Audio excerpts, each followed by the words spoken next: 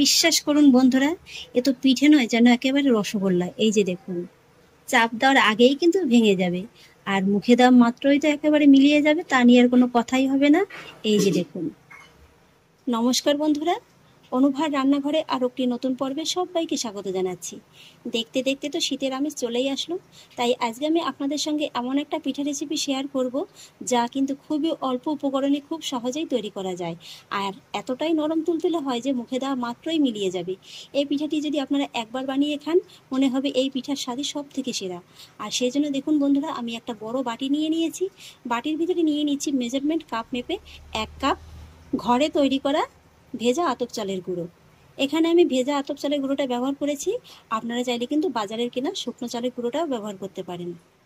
আর সেই সঙ্গে নিয়ে নিচ্ছি 1 কাপ ময়দা। এবার আমি এই চালের গুঁড়োর ভিতরে দিয়ে দিচ্ছি স্বাদ অনুযায়ী লবণ, একই সঙ্গে দিয়ে দিচ্ছি 2 টেবিল চামচ চিনি, আর দিয়ে দিচ্ছি 2 টেবিল চামচ গুঁড়ো দুধ। এবার এই শুকনো উপকরণগুলোকে প্রথমে একবার ভালোভাবে মিশিয়ে নেব। শুকনো উপকরণগুলোকে আমি খুব ভালোভাবে মিশিয়ে নিয়েছি। আর এবার আমি চালের গুঁড়ো আর ময়দার ভিতরে অ্যাড করব ওই কাপ মেপে 1 কাপ টক দই। এই টক দইটা দিলে কি হবে, পিঠাটা কিন্তু খুব সুন্দর নরম তুলতুলে সফট হবে। সেই সঙ্গে দিয়ে দিচ্ছি 1/2 কাপ নর্মাল জল।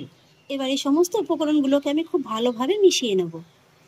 সমস্ত উপকরণগুলোকে আমি খুব ভালোভাবে মিশিয়ে নিয়েছি, আর আমার কাছে ব্যাটারটা মনে হচ্ছে একটু ঘন হয়েছে, তাই আমি আবারও 2 টেবিল চামচের মতো জল অ্যাড করব। এখানে আমি যেহেতু ভেজা আতপ চালের গুঁড়োটা ব্যবহার করেছি, তাই কিন্তু জলের পরিমাণটা একটু কম লেগেছে। আপনারা যদি কেনা চালের গুঁড়োটা ব্যবহার করেন, সেক্ষেত্রে কিন্তু জলের পরিমাণটা একটু বেশি লাগবে। ফাইনালি দেখুন বন্ধুরা, আমি ব্যাটারটিকে খুব সুন্দরভাবে তৈরি করে নিয়েছি। এই যে দেখুন বন্ধুরা, ঠিক এমনই কিন্তু একদম স্মুথলি ব্যাটারটিকে তৈরি করে নিতে হবে। আর এই ব্যাটারটি কিন্তু একেবারে খুব বেশি পাতলাও হবে না, আবার একেবারে কিন্তু খুব বেশি ঘনও হবে না। দেখে নিশ্চয়ই বুঝতে পারছেন যে ব্যাটারটা ঠিক আমি কেমন ঘনত্বে রেখেছি। আর এবার আমি ব্যাটারটিকে ঢাকা চাপা দিয়ে মোটামুটি 5 থেকে 7 মিনিটের মতো রেখে দেবো। আর সেই ফাঁকে চলুন আজকের পিঠার জন্য একটা দুধের মালাই রেডি করে নেব। গ্যাসে একটি কড়াই বসিয়ে দিয়েছি, কড়াইতে দিয়ে দেবো 1/4 কাপ চিনি। এবার চিনিটাকে আমি কড়াইয়ের ভিতরে এইভাবে একটু সামান্য করে ছড়িয়ে দেবো, আর তারপর লো ফ্লেমে চিনির একটা ক্যারামেল রেডি করে নেব। মোটামুটি চিনিটা যতক্ষণ পর্যন্ত একটু গলে না আসছে, ততক্ষণ পর্যন্ত কিন্তু আর কোনো নাড়াচাড়া করা যাবে না। বন্ধুরা, আজকে আমি এখানে চিনির ক্যারামেল করে নিচ্ছি, কারণ পিঠার কালারটা খুবই সুন্দর আসবে এতে করে। আপনারা চাইলে কিন্তু চিনির ক্যারামেলটা না করেও ফ্রেশ চিনি দিয়েও কিন্তু পিঠাটা তৈরি করতে পারেন। চিনির ভিতরে দেখুন বন্ধুরা, হালকা কালার আসতে শুরু করে দিয়েছে, আর ঠিক এই সময় কিন্তু এইভাবে উপরে চিনিটাকে এইভাবে দিয়ে দিতে হবে, আর তারপরে এইভাবে অনবরত নেড়েচেড়ে চিনির ক্যারামেলটাকে রেডি করে নিতে হবে। আর এই সময় কিন্তু গ্যাসের আঁচটাকে বাড়াতে যাবেন না, তাহলে কিন্তু আবার ক্যারামেলটা পুড়ে যাবে, পিঠাটা খেতে তেতো লাগবে। এই যে দেখুন বন্ধুরা, আরেকটু সময় নেড়েচেড়ে ক্যারামেলের ভিতর খুব সুন্দর একটা কালার নিয়ে এসেছি। এর থেকে আর কিন্তু বেশি কালার আনার প্রয়োজন নেই, তাহলে কিন্তু আবার ক্যারামেলটা তেতো লাগবে। আর ঠিক এই পর্যায়ে গ্যাসের ফ্লেমটাকে একেবারে ছিমে রেখে আমি এর ভিতরে অ্যাড করব 500 গ্রাম লিকুইড দুধ। এবার দুধটাকে আমি চিনির ক্যারামেলের সঙ্গে এইভাবে খুব ভালোভাবে নেড়েচেড়ে মিশিয়ে নেব। এই যে একটু আপনারা গোটা গোটা দেখছেন, এতে কিন্তু চিন্তার কোনো কারণ নেই, এটা কিন্তু পরে আস্তে আস্তে মিলিয়ে যাবে। ক্যারামেলটাকে দুধের সঙ্গে আমি খুব ভালোভাবে মিশিয়ে নিয়েছি, আর দেখুন বন্ধুরা, দুধের ভিতরে কত সুন্দর একটা কালার চলে এসেছে। আমি এইভাবে করছি, আপনারা চাইলে কিন্তু চিনির পরিবর্তে গুড় দিয়েও এই পিঠাটা বানিয়ে নিতে পারেন। আর এবার আমি দুধের ভিতরে ফ্লেভারের জন্য অ্যাড করব 4টি ছোট এলাচ, মুখটা ফাটিয়ে নিয়েছি। সেই সঙ্গে অ্যাড করব 10 টাকা দামের 1 প্যাকেট আমুলিয়া গুঁড়ো দুধ, আর একই সঙ্গে অ্যাড করব আবারও 1/4 কাপ চিনি। মিষ্টির স্বাদটা আপনারা আপনাদের স্বাদ অনুযায়ী দিতে পারেন। এবার আমি গুঁড়ো দুধটাকে এই দুধের সঙ্গে খুব ভালোভাবে মিশিয়ে নেব। এইভাবে কিন্তু দুধটা হালকা গরম অবস্থাতেই গুঁড়ো দুধটা মিশিয়ে নেবেন, তাহলে কিন্তু মেশাতে খুবই সুবিধা হবে। আর বন্ধুরা, এখানে কিন্তু দুধটাকে আমি জাল করে খুব বেশি ঘন করব না, যেহেতু গুঁড়ো দুধ মিশিয়েছি, তাই কিন্তু খুব সহজেই দুধটা ঘন হয়ে যাবে। মোটামুটি মিডিয়াম ফ্লেমে এই দুধের ভিতরে 1টা থেকে 2টো বলক বাড়লেই কিন্তু হয়ে যাবে। দুধের ভিতর বন্ধুরা আমি 2-1টা বলক তুলে নিয়েছি। এর থেকে কিন্তু দুধটাকে বেশি ঘন করব না, কারণ দুধটা যদি বেশি ঘন হয়ে যায়, তাহলে কিন্তু পিঠার ভিতরে দুধের রসটা ভালোভাবে ঢুকবে না। আর ঠিক এই পর্যায়ে কিন্তু গ্যাসের ফ্লেমটাকে অফ করে দেব। আর তারপরে দুধটাকে ঢাকা চাপা দিয়ে এইভাবে একটা সাইডে সরিয়ে রেখে দেবো। আর এদিকে ব্যাটারটি রেস্টে রেখেছি, প্রায় 5-7 মিনিটের মতো হয়ে গেছে। ব্যাটারটি কিন্তু আরো খুব সুন্দরভাবে সেট হয়ে গেছে।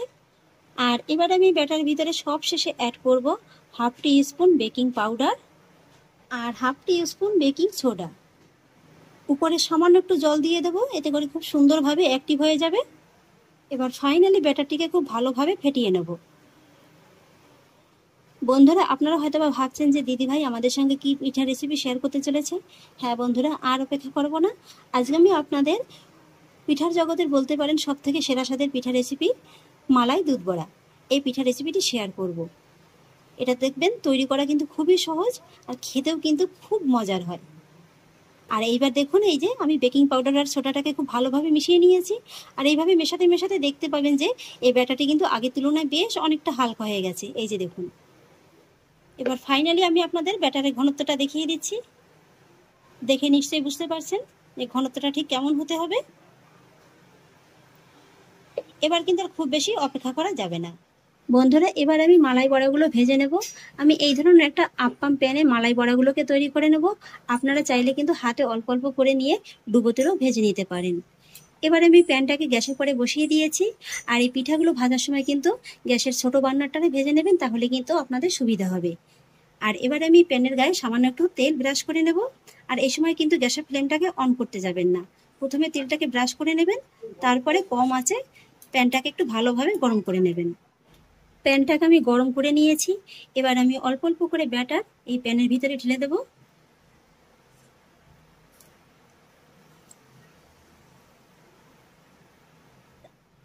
পুরো ব্যাটারটিকে আমি ঢেলে দিয়েছি। আর এবার কম আঁচেই এইভাবে ঢাকা চাপা দিয়ে এই পিঠাগুলোকে আমি রান্না করে নেব 3 থেকে 4 মিনিটের মতো সময় নিয়ে। 3-4 মিনিট বাদে ফিরে এলাম, ঢাকাটাকে তুলে নিচ্ছি। এই যে দেখুন বন্ধুরা, পিঠাগুলো কত সুন্দর একেবারে ফুলে বলের মতো হয়ে গেছে। এবার আমি এই পিঠাগুলোকে এইভাবে একটু তুলে নেব।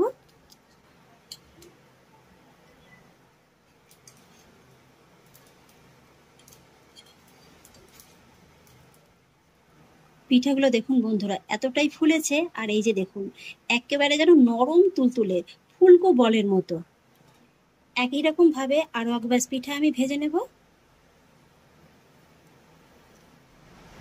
4 ব্যাচে আমি সমস্ত পিঠাগুলোকে ভেজে নিয়েছি। এই পিঠাগুলো দেখুন বন্ধুরা, কত সুন্দর একেবারে ফুলকো ফুলকো হয়েছে। প্রত্যেকটা পিঠাই কিন্তু এমন খুব সুন্দর একেবারে ফুলকো ফুলকো হবে। এই যে দেখুন, এই যে বন্ধুরা, এক এক করে সমস্ত পিঠাগুলোকে আমি ভেজে নিয়েছি। আর পিঠাগুলো দেখতে দেখুন বন্ধুরা কতটা লোভনীয় লাগছে। আর এতটাই নরম তুলতুলে হয় যে এগুলো কিন্তু মুখে দেওয়া মাত্রই একেবারে মিলিয়ে যাবে।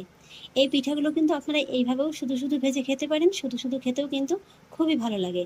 তবে আমি আরেকটু সুস্বাদু করার জন্য পিঠাগুলোকে একটু দুধে ভেজাবো। তবে দুধে ভেজানোর আগে এই পিঠাগুলোকে এইভাবে একটা কাঠের সাহায্যে হালকা করে একটু ফুটো ফুটো করে নেব। এতে করে কি হবে, এই যে দুধ রসটা পিঠার ভিতরে খুব সুন্দরভাবে ঢুকে যাবে। আর এবারে আমি এই হালকা গরম গরম পিঠাগুলোকে হালকা গরম শিরার ভিতরে ভিজিয়ে নেব। সেই জন্য একটা বাটির ভিতরে নিয়ে নিচ্ছি। দুধের রসটা দেওয়ার সময় শুধু একটা জিনিসই মাথায় রাখবেন, এই দুধের রসটা যেন একটু হালকা গরম থাকে। দুধের রসটাকে আমি পুরোটাই দিয়ে দিয়েছি। আর এই পিঠাগুলো কিন্তু খুব বেশি সময় নিয়ে ভিজিয়ে রাখার প্রয়োজন নেই, মোটামুটি 10 থেকে 15 মিনিটের মতো রাখলেই কিন্তু হয়ে যাবে। ফিরে এলাম 15 মিনিট বাদে। এই 15 মিনিটের ভিতরেই দেখুন বন্ধুরা, পিঠেগুলো রসটাকে একেবারে কতটা টেনে নিয়েছে। আর রসটা টেনে নিয়ে দেখুন একেবারে যেন ফুলে ডবল হয়ে গেছে। বিশ্বাস করুন বন্ধুরা, এ তো পিঠে নয়, যেন একেবারে রসগোল্লা। এই যে দেখুন, চাপ দেওয়ার আগেই কিন্তু ভেঙে যাবে। ঘন্টার পর ঘন্টা কিন্তু অপেক্ষা করতে হবে না, মাত্র 10 থেকে 15 মিনিটের মতো এইভাবে একটু উষ্ণ গরম দুধের মধ্যে ভিজিয়ে রাখলেই পিঠেটা কিন্তু খুব সুন্দরভাবে ভিজে যাবে। আপনাদের একটা পিঠে কেটেও একটু দেখিয়ে দিচ্ছি। মালাইটা দেখুন শুধু একবার বন্ধুরা। চামচটা বসানোর সঙ্গে সঙ্গে নিশ্চয়ই বুঝতে পারছেন যে পিঠাটা ঠিক কতটা নরম হয়েছে। এই যে দেখুন বন্ধুরা, ভিতরটা দেখুন। তাহলে আশা করছি বন্ধুরা, আমার আজকের এই পিঠার রেসিপি আপনাদেরও খুব ভালো লেগেছে। যদি ভালো লেগে থাকে তাহলে আমাকে অবশ্যই একটা লাইক এবং কমেন্ট করবেন, সেই সঙ্গে বন্ধুদের সঙ্গে শেয়ার করবেন। আর প্লিজ বন্ধুরা, যদি আমার পরিবারের নতুন সদস্য হয়ে থাকেন তাহলে একটা সাবস্ক্রাইব করে পাশে থাকা বেল আইকনটি প্রেস করে দেবেন। ফিরে আসছি এরকমই পরের অন্য কোনো নতুন রেসিপি নিয়ে। সবাই ভালো থাকুন, সুস্থ থাকুন, ধন্যবাদ।